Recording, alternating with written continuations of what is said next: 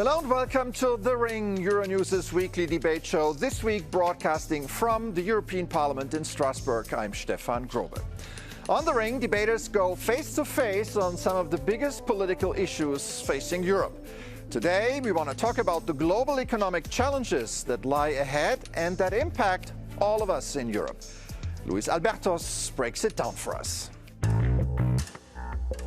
The EU likes to see itself as an economic superpower. A market of 450 million consumers and the largest trading bloc on the planet. Yet growth remains sluggish. Entire industries are under pressure and businesses complain about high energy costs, excessive regulation and a lack of investment. And global competition is getting tougher and tougher. For Europe, it's crunch time. From artificial intelligence and clean technology to defense production and critical raw materials, Europe is lagging behind. So can the EU reinvent its economy for a new era? Is deeper integration the answer, or does Europe need more risk-taking? And will the framework for a peace deal to stop the Iran war bring down energy costs quickly?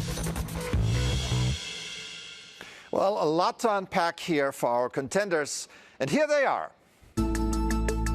Jörgen Warborn, a Swedish MEP from the centre-right European People's Party. He serves in the Committee on International Trade, where he's played a prominent role in shaping the European Parliament's trade policy agenda. He says, Europe will only remain a global heavyweight if we reinvent our economy by cutting the regulatory burden that holds our companies back, securing affordable and reliable energy, including nuclear power, opening new markets through more free trade, and putting competitiveness at the heart of every decision we make. Lína, a Spanish MEP from the Socialist and Democrats group. She chairs the Committee on Women's Rights and Gender Equality and is a member of the Delegation for Relations with the United States, as well as the Committee on Industry, Research and Energy. If Europe wants to compete with the US or China, we need to advance in the integration of the Union, she said. The answer is not to deregulate, it's to integrate. That is how Europe competes, without sacrificing the social model or the climate goals. So let me welcome to The Ring Jörgen Warborn and Lína Galvez. Great to have you here. Good to see you both. The aim of The Ring is to offer our viewers a glimpse at European Parliament debates, so you should feel right at home. Are you ready? Yes. Yes. All right. Yeah. Now, I want to start with a look back. At the beginning of the century, Europe accounted for 1/4 of global GDP. Today, it's down to 15%. Now, where, when, and why did we lose ground here? Lína, I want to start with you.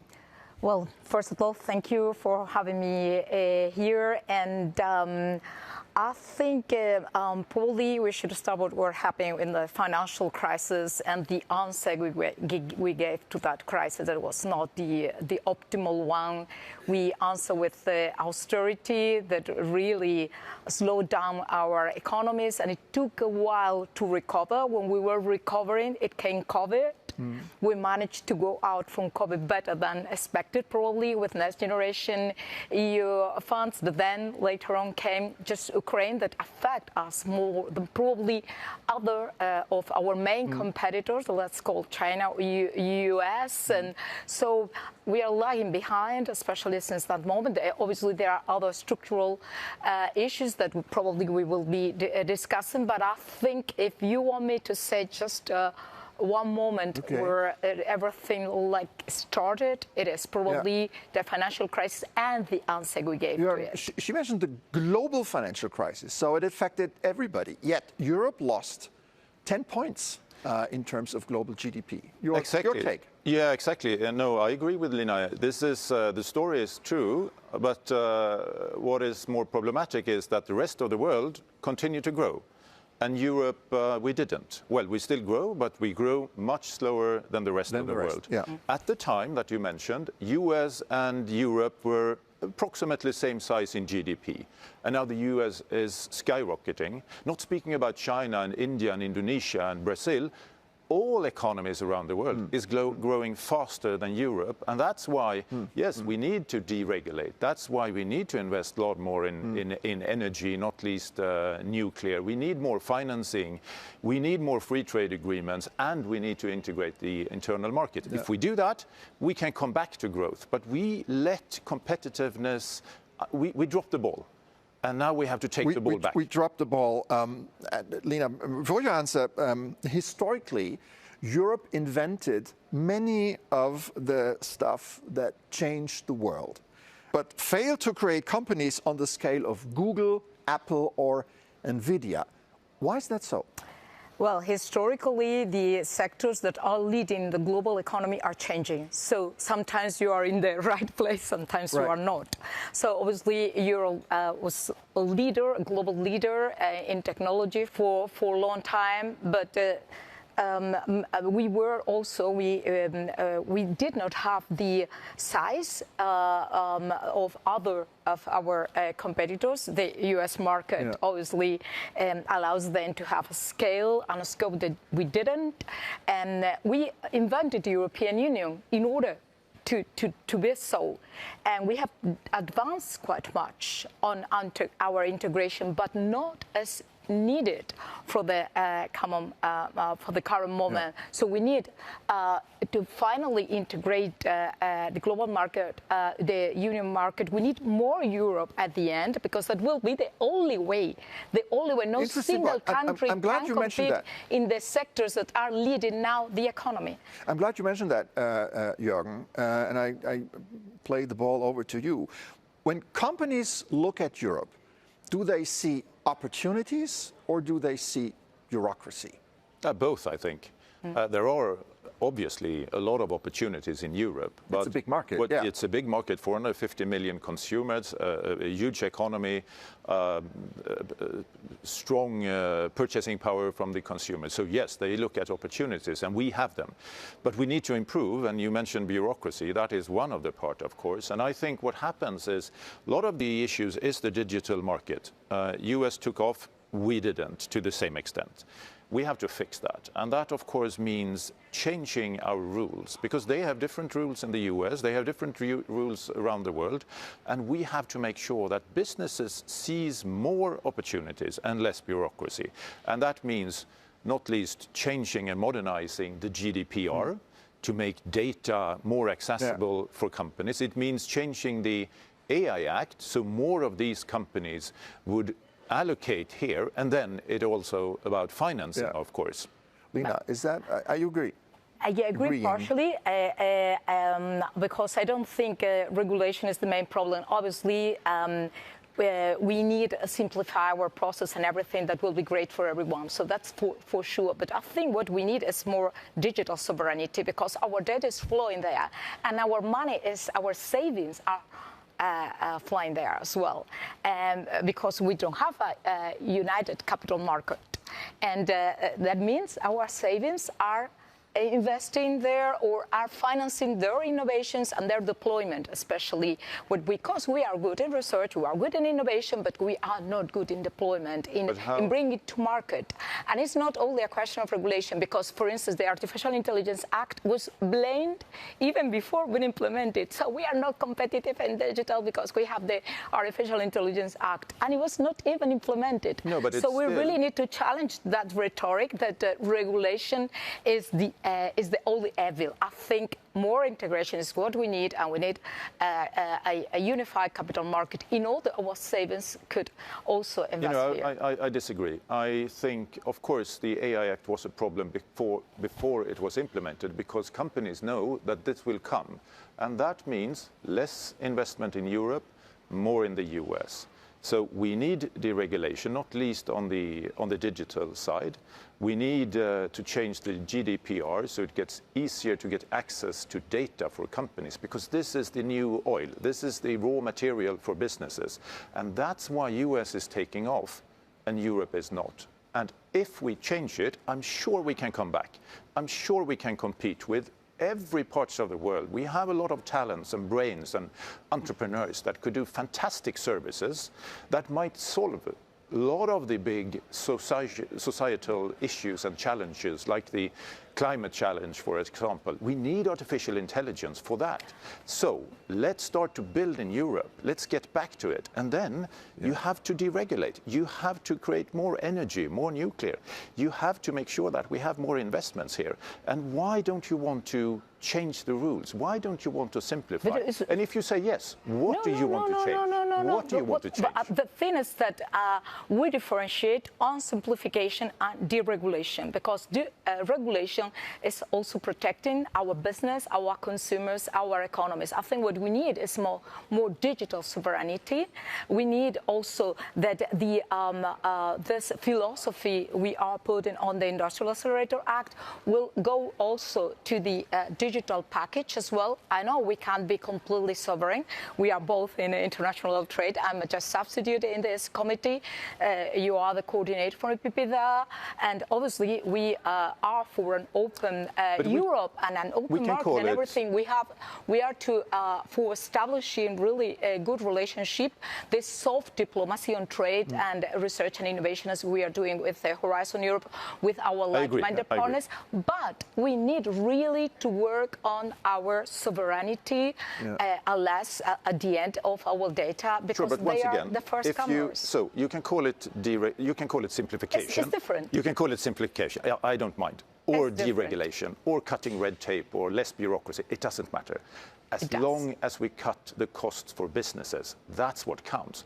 So what cut for businesses would you like to do to facilitate for entrepreneurs in the digital sectors? So a cut for business will have a better access to finance. So a unified the financial market, it will be to have better energy cost. I agree. So we really need to go for renewable energies. You say nuclear. This is not obviously my proposal, but really to increase the green deal. And we need to build more Europe. The budget we have is ridiculous for all the things we have to do together. I think we've touched upon the right issues here. I'm very glad about that, but I need to stop here as we're just getting warmed up.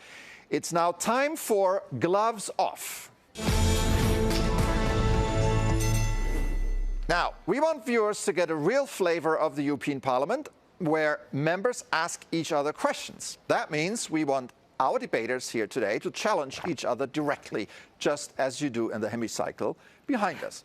So let's get started. Jürgen, I want to begin with you. Your first question to Lina. We just talked about the energy situation, and I'd like to understand this from your perspective, because Europe, we have much higher energy prices than our competitors, and it's really important for the energy-intensive industry, for the digital sector, AI not least. In Spain, your government is phasing out nuclear, fully functioning nuclear. How could we do that and still, do the change to more electrification, to more competitiveness, to less prices, lower prices for businesses, if we phase out the nuclear? Well, we are growing. We need to build more nuclear. Well, Spain is growing double than many other countries, and really above the European Union average. So something we are doing well, because if we take GDP, we are growing better and faster. And we have invested a lot in renewable energies, and within, and also we are also investing in hydrogen and in new sources that we think are clean and safe. Not only clean, because you could say, well, nuclear is clean, but safe? I don't think we can say it is clean. So we are very respectful about the energy mix of each country. So if you want nuclear, you have to pay for your nuclear, and it is each country responsible for the energy mix they want. What they need to do is to work on this unified market. Now with the gas, for instance, we need to cooperate and coordinate all the countries. We get your point. Well developed. Now your question to Jürgen. So your group constantly call for cutting red tape on rolling back the Green Deal as a route to competitiveness. Yet the Draghi-led reports and also the European Central Bank and the IMF point to fragmentation. So I was already saying that not regulation, the biggest brake on European growth. Why does the EPP keep pushing the regulation as a cure when the real bottleneck is a single market that we still haven't completed? I'm really happy for this question because it also shows the difference here. Yes, I'd like to continue to cut red tape. I'd like to cut the costs for businesses. And that is one, it's not the only one, but that is one of the most important things we need to do in Europe. And that's why we need to change. We took a lot of decision on the Green Deal last mandate. And honestly, we did some huge mistakes. I'm still very committed to the climate targets, and we have to build to neutrality by 2050. But there are different paths there, and that's why we need to continue to cut red tape. We need more investment in clean energy. Nuclear was mentioned. We need a better internal market, as you said, more investment for businesses and more free trade agreements. If we can do all those 5 things, I'm sure we can come back to competitiveness, and I'm sure there is a lot of business opportunities in the green sector, in the climate sector, in the clean energy sector. And that's what I think we can do if we sort out all those 5 things I mentioned. All right. Well, we've heard the views from our guests. Now it's time to hear from a new voice. For our quote of the week, I would like to bring in Spanish Prime Minister Pedro Sánchez, who has emerged as Europe's sharpest critic of Donald Trump and his war in Iran and of the global economic consequences. This week, he said this: more than 7,400 people have been killed, most of them civilians. Hundreds of homes, schools, and hospitals have been destroyed. Prices have surged across the board, and the economic damage has run into the billions of euros, including in Europe. This is the toll the conflict in Iran has taken. Lina, your comments on this? Completely right, absolutely right. And at the end, this cost increase is business paying. This cost increase, well, we're all paying, right? And also public finance. No, we are not all paying, because if you look to the Oxford Intermon report that was just published, and you see the benefits, the windfall profits that the energy business are having, they are multiplying in a way that it is really amazing. And even that is going up prices even more in US than here. But you have Donald Trump saying, oh, I love inflation. It is now 4.2%. I don't know if he loves that much, but probably the people who do not love that much are EU citizens, but he is probably not speaking to them, but speaking to the powers that brought him to power. Right. So when I said, well, everybody's paying, I meant, consumers, citizens in but Europe, also public at the pump, for instance. And now we have an agreed framework of an agreement. We don't know all the details yet, but markets have already reacted. The oil prices eased after the announcement of that framework agreement. But some experts warn that it can take much longer than we all hope for oil prices to come down. What is your take here? Do we have to be prepared for higher energy prices, at least for the rest of the year? Yes, unfortunately, I think we have to do that. I think there will be volatility in the market, and we don't know how secure this deal is and what will happen. You know, when it comes to Trump is not my favorite US president of all times, I have to admit. But I think sometimes in European politics, like the driving force has been like you have to be against Trump. No. And that's not my driving force. My driving force, what can we do to be pro-Europe instead? And if you have that as a motivation, you end up with other measures, other analysis. And for example, of course, we just voted yesterday on the Turnberry deal, the US and EU trade deal. Not the best deal in the world, but I have been pushing for this because that is the best for European businesses. that is what gives more predictability and more stability. And I'm really happy that at the end also socialists voted for it. It took some time. I think we could have done it faster, and that would have been better for business and for investment. We'll talk about this in a minute, but let's take a break right now here on The Ring. We'll be back with more after this. Stay with us.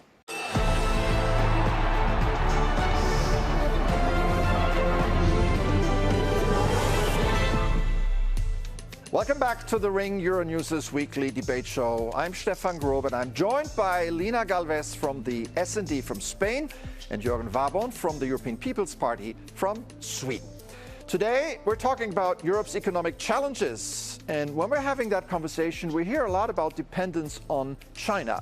But what about dependence on the United States? And here, Europe has produced only 3 major AI foundation models, compared with 40 in the United States. US companies account for roughly 70% of Europe's cloud infrastructure market. And the US also supplied roughly 45% of EU LNG imports in 2024, making it Europe's largest liquefied natural gas supplier. Lína, what would you like to underline here? Well, I would like to underline that indeed we have a lot of dependency with the U.S., so why we needed a trade agreement. We needed the best trade agreement possible, not ideal. That is the reality we have, because we have too many dependencies. So we are not enough strong. So while I go back to this previous idea, it's not that we have to do things against Trump or against China, not only against Trump. We need to reinforce what we have. And for that, I think, to go for clean energy, for me, not nuclear, but and for digital sovereignty, this is very important. Advance also in defense and on innovation and preserving, obviously, our social model. And for that, we need a soft diplomacy. But I think digital sovereignty, it is essential. And for that, we need more Europe and more budget. Because with the common budget, it will be absolutely impossible. With Trump, you know, the German chancellor gave him a Germany jersey at the G7. Maybe that works. But it is quite a serious situation. Trump is pursuing his anti-European rhetoric, at least. So what should we do then? We should do 3 things, mainly. And that is beefing up our defense industry ourselves, and more money has to go to the defense sector in the European countries, of course. We need more free trade agreements so that we facilitate for our European businesses to do trade elsewhere, both to source, both to buy products from these countries, but of course also to find new markets. That's the diversification strategy. But then maybe the most important part, of course, is to develop European businesses here. And that, if politicians can take a step back and make sure that the market functions, and that means less regulation in Europe, that means more investment possibilities to change how we can create a better capital market here. The internal market, I would say, is our strong weapon here. And energy, I mentioned energy, and we disagree on nuclear. I'm absolutely certain in order to create some independence of other nations. We were very dependent on Russian gas. There are 2 problems with Russian gas. We are now dependent on, it's Russian and it's US gas. Exactly. So let's build more nuclear, let's build more renewable, more, and then Lína, we I'm can sure you have cut the cost of energy. To say here in your reaction? Well, I think that but we agree, but we disagree, because for all that, we need more Europe. We need to advance an energy market, on capital markets, and on digital sovereignty, preserving our social rights, our democracy, of course.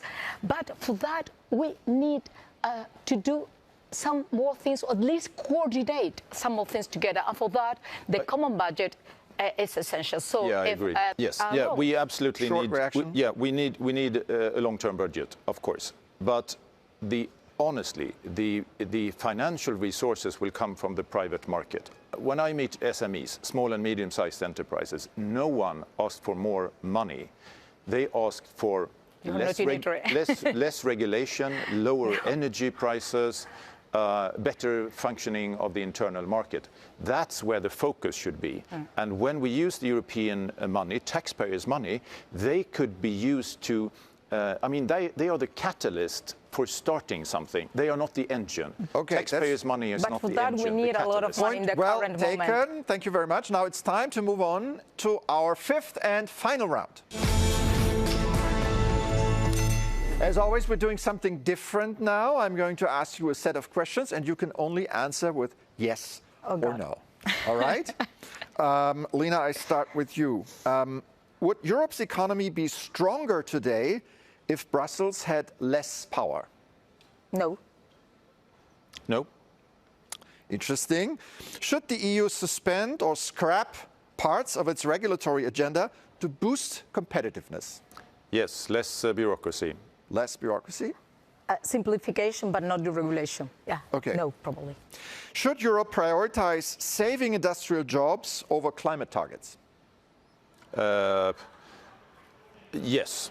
In short term, yes. I don't think there's a dilemma there. Yeah. So I think we can make both go at the same time. I agree. Okay. Should Canada become a member of the European Union? Please. It's up to Canada. Up to Canada? I don't see it in the near term, but it's up to Canada, of course. Okay, one more. Should Europe strongly regulate artificial intelligence? No, quite the opposite. Less regulation, more market, more solutions for businesses. Yes, but good regulation and with other things, because if we only fix our attention on AI regulation, that will not work. We need also more Europe and so on. Okay, and finally, was there anything over the past half hour that your opponent said that you agree with? Many things. I mean, on this soft power and trade and diplomacy and many things. We disagree in a couple of things, but the rest, I think we agree. Okay. Are important things that we disagree, but... I fire off now. No. I agree, and I would like to single out one issue where I think we can make a lot of change, and that's the internal market. Yeah. Let's make it truly work for European consumers, for workers, and for businesses. But we need a better budget. So you really need to convince your country and your group. It's not the budget. It's not the budget thing. It's reducing the barriers.